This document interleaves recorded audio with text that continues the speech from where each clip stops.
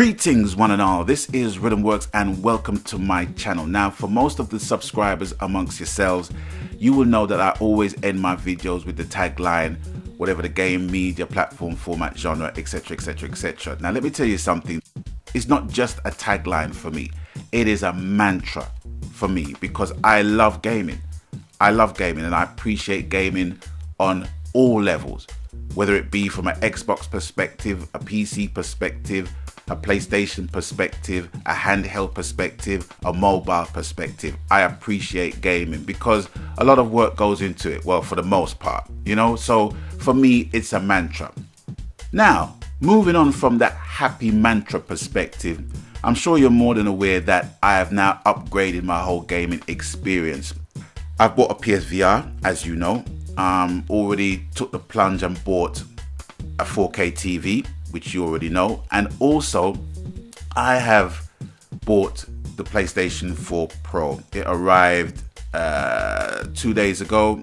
A lot of work went into actually getting the data from my 2TB drive, which I recently upgraded my old PS4 with and put it into an external 1TB drive and took the 2TB drive out of the PS4, put it into the PS4 Pro, yada yada yada yada yada. You know how that whole thing works. So I've done all of that, and in total it basically took me 14 hours. Now I know there are some of you that can say, well, you know, it only took me like 2.5 hours with 700 gigs of data. Well, that's fine, but you know, I'm just one of these people, I just want to do it properly and one time.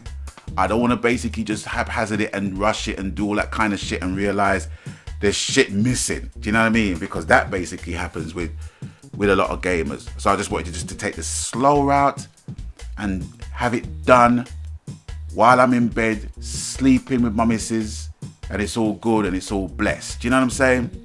So that's what I've done. And now everything is up to speed and up to scratch. All the updates and all that is in there. And there are questions that I've been asked. And they are, 1, am I happy with my purchases? Yeah, I'm relatively happy with my purchases simply because I was able to buy all of the products more or less close to each other. And it wouldn't have mattered if I had the cash to do it or if I didn't have the cash to do it. I'm just one of these people that if I want to buy something or buy a collection of things, a collective of things, if you like, I will save as much money that I need to get as much of the things as possible. Do you know what I mean? You know, or if I was really cash strapped, I would buy the most important thing that I would need for my gaming experience. And believe it or not, the PSVR was the most important thing for me at that point in time. And then the 4K TV was second and the PS4 Pro was third. So whether I had the money in a lump sum or in portions, I would have still bought everything in that order. And that's what order I bought everything in with the money that I basically had. Number 2, did I get value for money? I have to say yes, simply because the TV was on sale. The PSVR wasn't on sale. It was for the recommended retail price. But the PS4 Pro, I saved 15, I think it was nearly 15 or 20 pounds for it. But they gave me a promotion where, Amazon gave me a promotion where I could actually get it with Dishonored 2 for the 350, but I wasn't interested in Dishonored 2, to be honest with you. So I foregone that deal and just basically just went ahead and got the PS4 Pro. So yes, I got value for money. And finally, how does gameplay look?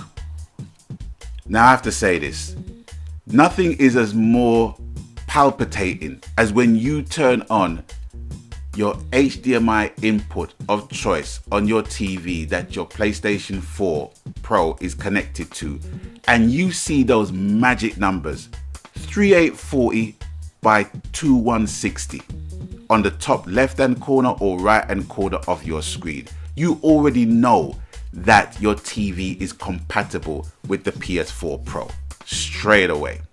Native 4K, not native 4K, tomatoes, it makes no difference to me at this point because I'm playing on a console which is the most powerful console in the world right about now.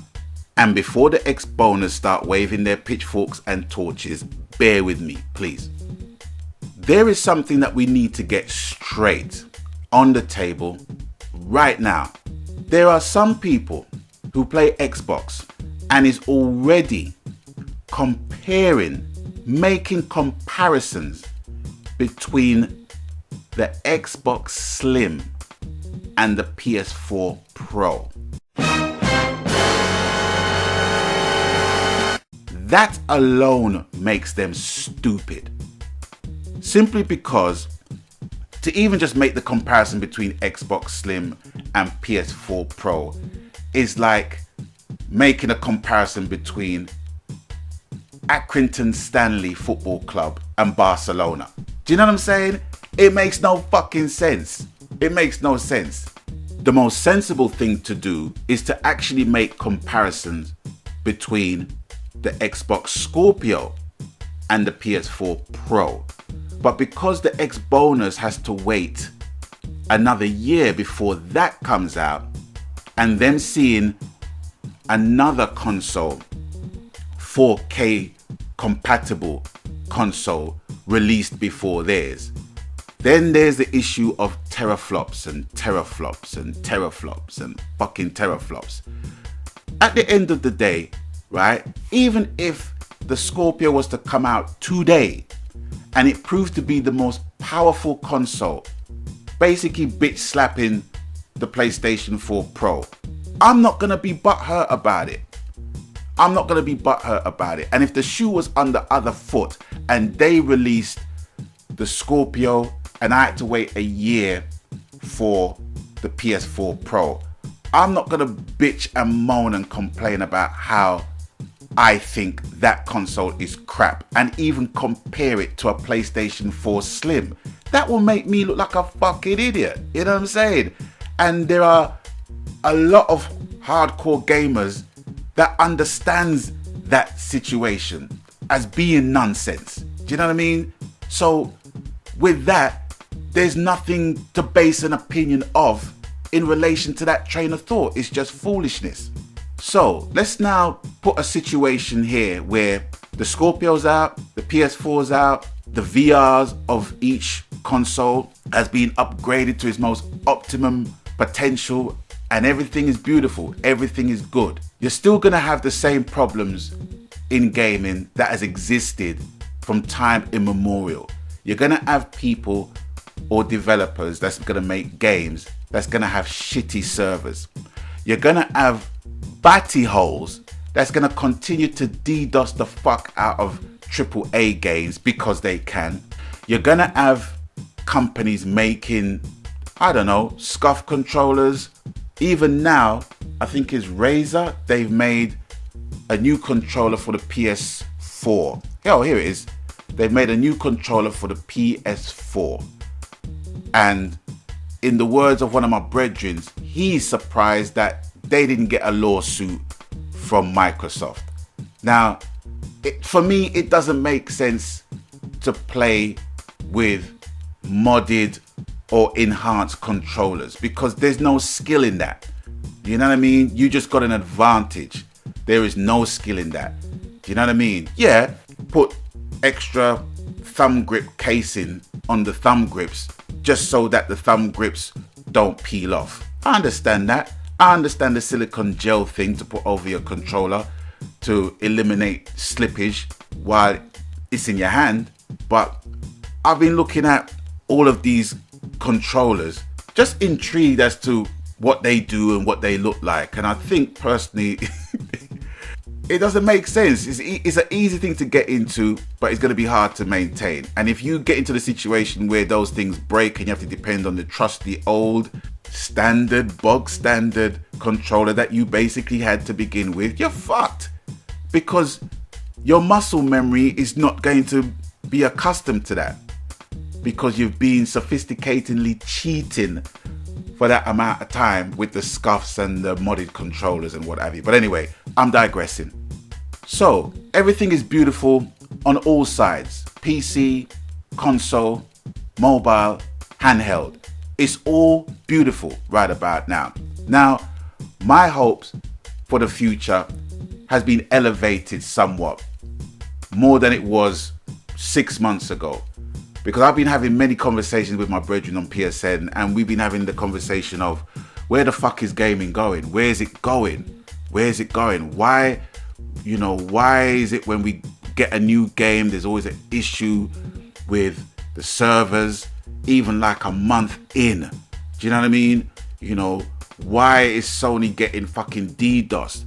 Why are people basically using aimbots in games and stuff like that? Why can't people just fucking play games the way they were intended to be played? Why do people have to fucking use exploits? I remember playing Fight Night Champion and I was getting pissed off with the exploits in that game. I was getting pissed off with microtransactions in that game. You know what I mean? And companies who I thought would never, ever get into that territory is now basically languishing in it, up to their necks. Companies like Naughty Dog, who I thought would never fucking do it, they've done it.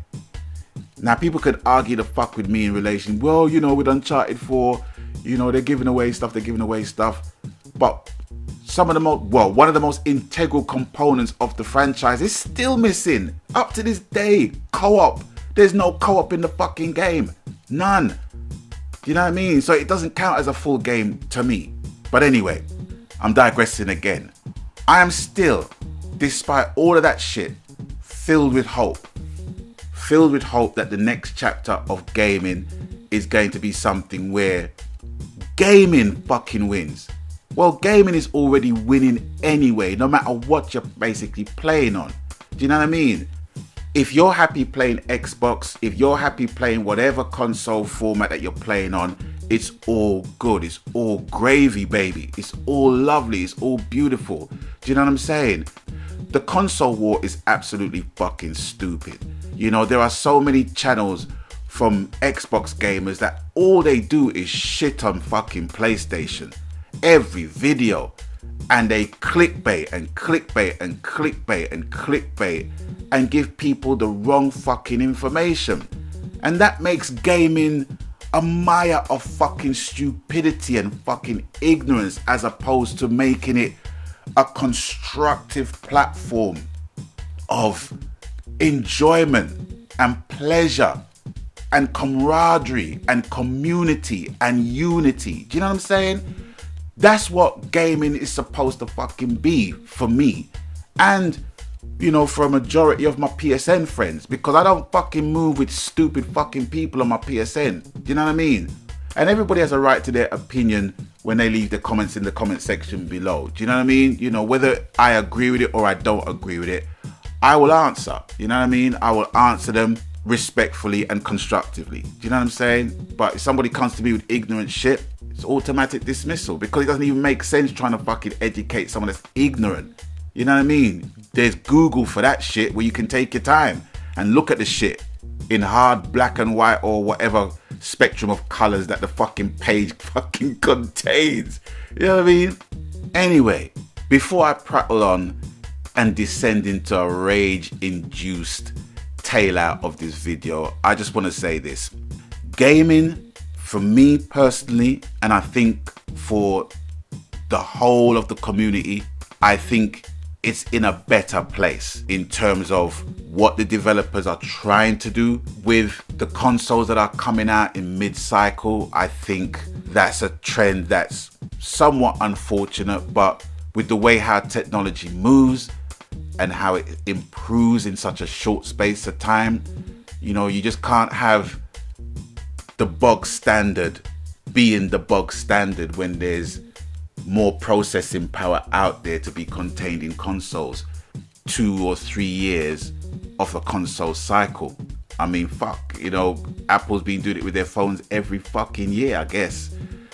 That doesn't make sense to me, but you can see how companies are adopting the gospel according to Apple. In one way it can be aligned to greed, but in another way it can be aligned just as a business practice of bringing out well-performing, sturdy, solid strong, powerful consoles. You know, it took me a while to get my head around that, but I appreciate that. But now we have to basically look at the games now, you know, because I think the games need to be respectful of the consoles that's being made. Do you know what I mean? They just have to. You can't just be putting out games willy-nilly and expect them to basically be bought, pre-ordered, when they underperform. You know, with COD Infinite Warfare, that's a case in point. You know, I'm not a huge fan, but if it was made into a game that was solid, I would have bought it. As well as Battlefield 1. I have no loyal allegiance to one over the other. You know, a game is a game is a game. But anyway, listen, I just want to basically say, be happy with your gaming. Don't shit on other console fucking players because they've got their console out on the market and you haven't for whatever reason. I won't be doing it. Don't do it. Makes no sense. Gaming wins.